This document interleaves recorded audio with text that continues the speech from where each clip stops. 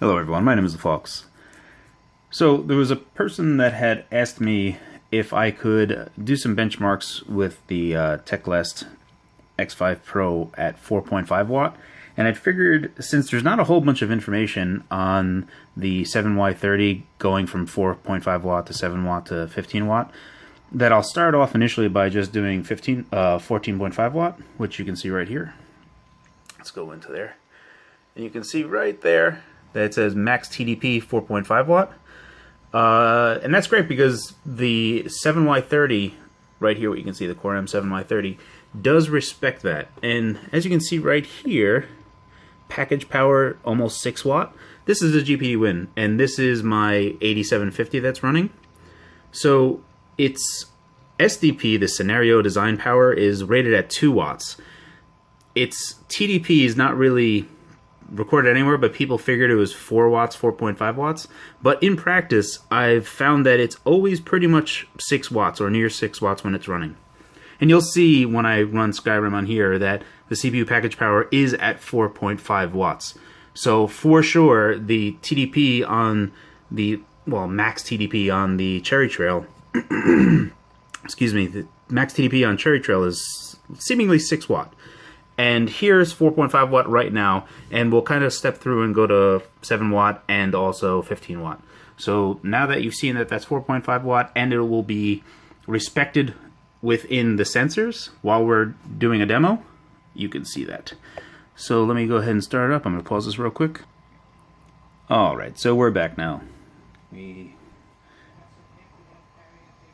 Apologies, someone was speaking to me. Alright, so right here, you can actually see right there, it is 4.468 watts. So definitely under 4.5 watts. Yet we are, well, this is moving around here. Let me just move this up just a little bit. I'll go to the right a little bit on this one. So you can pretty much see that these are the same loaded, this is a save game, the same save the game, the same settings. Both of these are running at 720p, same Skyrim prefs, everything is exactly the same. So minimum shadow, the whole bit. It's designed to run as well as it can. Well, mostly to run well on the GPD win. And truthfully it does. I mean, you can see it right here. We'll start moving around. We're at 25, 24, 28. Well, looking up is also, you know, going to give us improved frame rate because they're not resolving and rendering a bunch of stuff. But I mean, around 30 frames a second is quite playable, especially for a game like Skyrim. So totally fine. But again, the most important part here that we're trying to demonstrate, excuse me, is this power wattage. So you can clearly see it's near 6 watt, and right here it's still again 4.6. And right up here, I apologize, I have to have this at an angle because there's no way that I can kind of keep it like that. You know, let me pause it. Let me see if I can kind of prop it up. Alright, that should be better. So, again, you can see the frame rate here. We're at 40 frames a second. And right here, we're at 20 frames a second. And we're using less power, right? Don't care about... Obviously, this large display is going to be using more power than this small display on the GPD win. We're talking exclusively the package power of the systems on a chip, right? So this is the 7Y30 Core M3, and this is Cherry Trail. It's respecting that 4.5 watt. You can clearly see it, and right here, it's at 6 watt. Now, a lot of people seem to believe that 4 watt is the actual usage, but everything that I'm doing, every test that I'm showing, this is 6 watt. You can do it yourself. Go ahead and download Riva Tuner and hardware info. You'll get this same information that I'm getting. So, again, we're in the previous test that I showed on the earlier stuff at 7 watt, this was going to 60 frames a second. And right now, well, I'm like looking right at that elemental, so it's not totally fair. I am losing 20 frames, relatively, by going down to 4.5 watt instead of running at 7 watt. So I'm losing, what, 50% of my performance? Is that right? Going from 60 to 4? No. I'm losing 35% of my performance to go down to 4.5 watts. So almost probably like linearly I'm scaling down from 7 watt to 4.5 watt, if the percentage of that difference, we're looking at the same potential percentage difference in performance. So again, Core M3 can be more power efficient than Cherry Trail and also Apollo Lake, because Apollo Lake, the Pentium N4200, the TDP there is listed as 6 watt, and you can see that on Intel's page. And to think that this is technically the Apollo Lake, and I'll show you that in a second, because the Cherry Trail 8750 is technically the Pentium 3710. And I'll show you that right now. Let's go ahead. Let me pause this while I get up that information. Okay, so right here, you can clearly see, right at the top, Intel, right there, Intel Pentium N3710 is what the 8750 Cherry Trail actually is. So you can see, right there, Intel Cherry Trail, right? Yet, the model that Intel gives it is the N3740. So it is a Pentium series, and it does take 6 watts. So, again, Core M is going to be way better for a GPD Win 2. So let me stop this Skyrim test real quick. And we're going to go ahead and load... this is just going to go to CPU-Z, just so that we can kind of see performance. Let me pause this again. So, alright, so I got CPU-Z up and running. This is just to do a very, very quick benchmark on the CPU only. So we'll go ahead and bench the CPU. Let me get this a little bit closer. So it's multi-threaded score where it's using all 4 cores is getting 373 on CPU-Z's benchmark. And then the single-threaded score right up there, which is 94, that's just for a single core. Alright, so once this stop goes away, that means that the benchmark is done. So the bench is done. We have 94, 95 and 374. And then right here, you'll see that the multi-thread ratio is 3.94. It's pretty close to 4 because it's actually very near 4 cores. There is no hyperthreading, whereas the Core M does have hyperthreading. So if we go ahead and we go into bench, I already done it, but I'll do it again. Again, this is the benchmarks for the 4.5 watt. This is not for 7 watt. So it is only a dual core, but it does have hyperthreading. And you can see the single core score is double, right? And that's double at 4.5 watt. And then once this finishes, you can see that the multi-thread ratio is 2.49. So not 4 exactly and not 2 exactly. That's because hyperthreading is elevating the multi-threaded score. It's not perfect because it only runs during idle time in the thread. So in the pipeline, the CPU's pipeline. So obviously it's not going to be fantastic, but even getting, you know, a quarter of a percent extra performance per thread is decent enough. So hyperthreading you should leave on. Everyone knows this now. Hyperthreading is mature at this point, so it's just obviously good to keep on. All right, so let's go ahead and we'll continue doing some tests. I'm going to go ahead and load up Metroid Prime and GameCube. This is going to be running, you can see it up here. This is the stable build of Ishiruka. So this is 744. I'm going to pause that. I'm going to get them loaded up. All right, so I started them up. They're both just going to go run through their, you know, little intro for both. Hey, how's it going, guys? All right. I can actually see my Amiibo tower there.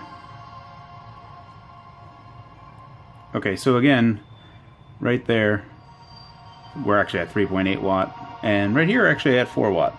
So still doing better on the Core M, power usage wise. Frame rate wise, we're exactly the same. And obviously, you can see, you know, the frequency of the CPU, and then the 4 cores here.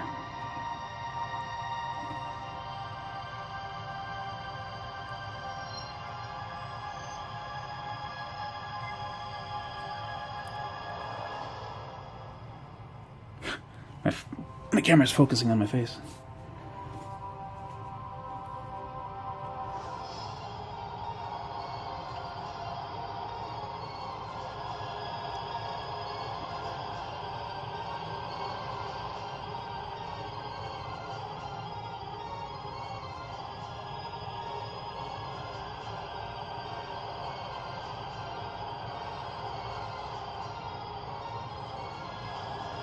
So again, keep your eye on the power usage, right?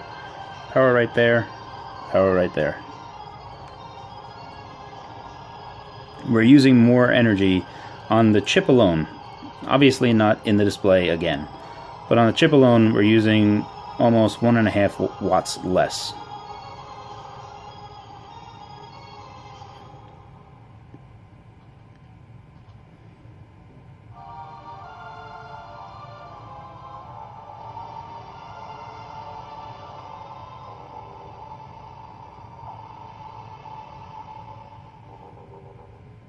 Right? So right here we're using, well, we're getting up to 53 FPS. This is 60 FPS. So I mean, you can see right here, almost near 6 watts, and we're definitely under 4.5 watts.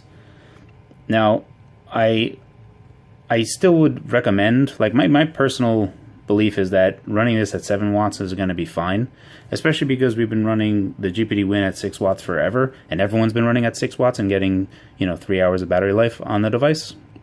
So if GPD could manage to increase the battery size a bit, and we could run at 7 watts and have the same amount of battery life, we would have extremely more performance on the Core M. But again, I mean, it's options, right? So if you wanted to have crazy battery life, you could go ahead and do TDP-Down. So, I mean, this is just a quick demonstration showing single-threaded performance, also just general performance, Skyrim performance, emulation performance at the lowest TDP that the Core M will go at. And it's still better.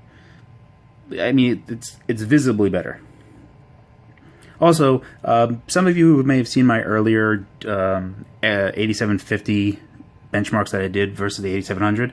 After I had done the heatsink mod to this, if you compare this to my old Metroid runs, I'm getting way better performance on this now after doing my heatsink mod. That was just a singular issue with my GPD Win. It's not for everybody. Obviously, the 8750 is just fine. It's the same as the 8700. So that's it. I'm going to show, we're going to do some more stuff. I'm going to show you the BIOS, how you can go into TDP-Down, TDP-nominal, and TDP-up.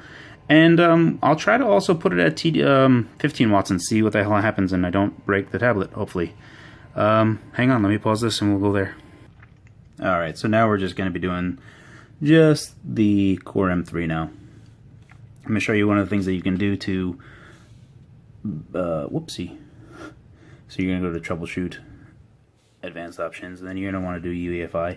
This is one of the only ways that you can get into it. You can obviously get into it when, like in here, if you have a keyboard connected. It's just easier to go into the BIOS through Windows. Having said that, you're going to need a USB keyboard, which I have here, and you can actually see plugged into the tablet right here. And that's how I'm going to control it because touch doesn't work in this UEFI. So let's go to Power and Performance. CPU config. So you can see right here I have configured TDP boot mode and it's in down right now. And down means 4.5 watt right there. You can see right there. So we'll go ahead and we'll go back to nominal, which is going to be 7 watt. And then we'll do a test on CPU-Z so that we can see what the benchmark is on 7 watt. And then I'll go to 15 watt as well, which is going to be TDP-up, and that'll go to 15 watts, and that's just TDP max, right? So it's not going to use 15 watts when it's idle. It's just going to be able to elevate itself to use 15 watts of power. I don't know if this tablet's going to be capable of that, but we'll try it. Let's go to nominal right now. Let me pause it, and we'll set it up. Alright, guys. So I saved the changes, and we're going to be booting up. Alright, let me just pause it again. Sorry. Alright, so it turns out that you can see right there, 7 watts. I'm trying to mess around with 12 watts as well. I kind of jumped ahead, but we'll see if we can enable it real quick, or I can record before this starts running. So you can see right here that it is at 7 watts or under 7 watts, and frame rate has once again increased. It's quite playable. The problem is when we go to 12 watt, the temperature goes way out of control. But it's really, really smooth. So let's jump out of this. The curious thing is that my single-threaded scores don't really go up a tremendous amount. If we go here and we go get this out of the way, go to CPU-Z.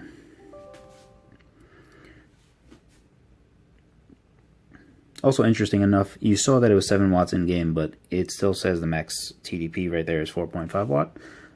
So it is respecting what I am putting in the BIOS, but the max TDP is still saying 4.5 watt here. And also if we go to bench, you can clearly see that we're already getting a better score. Before it was like 5 something. Also our multi-thread ratio was like 2.5. We're single-threaded wise, we're going to go a little bit faster. So we're at 260 instead of 200 or 210, whatever it was. So the multi-threaded score went up a little bit as well. We're at 2.8 instead of 2.5. So this is 7 watt. Let's go ahead and try to do 15 watt. Wish me luck. Alright, so we're at 15 watt now. We'll see if it respects that. Load. I think at 15 watt we might only see, maybe it will allow the GPU to go to 900 megahertz potentially. So there's 10 watt, 12 watt. You can see this thing is starting to roast. 12 watt, 62 frames, moving around. Oh yeah, look at that frame rate. That's some good frame rate. Oh, I got throttled. It throttled me down to 7 watt. Yeah, so basically the passive heatsink on this is just not gonna do squat. So it kind of pushed me back down to TDP-nominal, which is pretty cool, because you don't want it to destroy your machine. And it's still running pretty well. Yeah, so that was TDP 15 watt for a brief moment. Perhaps if the GPD Win fan and heatsink could manage to cool off the chipset properly, you could run at 15 watt, but it seems like it's going to be a tall order in that such small space. So maybe even 15 watt is not going to be possible. But 7 watt, because this is passive, right? So if there's even a small active one, getting to 7 watts is going to be totally possible. So that's it. That's the entire thing. Unfortunately, I can't fully test 15 watt TDP-up because I don't have an active heatsink. So that kind of sucks. But yeah, that's the Core M3. I guess the only other thing that I should mention is that there's a guy that I coordinate with from GearBest, and he is the one that provides me with these tablets and other things as hardware review samples. I'm going to link there's a new Facebook page that GearBest opened up, and as it's been relayed to me, it's just an avenue to deliver coupons and stuff. So whenever they have deals and stuff, they're going to make it available on their Facebook page. I'm going to put that Facebook page in the description field for anyone that wants to go ahead and join it. I don't make any money out of you joining this Facebook page. The only consideration that I get out of GearBest is these hardware review samples, and you going to this page is not going to affect that at all, one way or the other. So I like GearBest. I'm just mentioning it because they asked me to.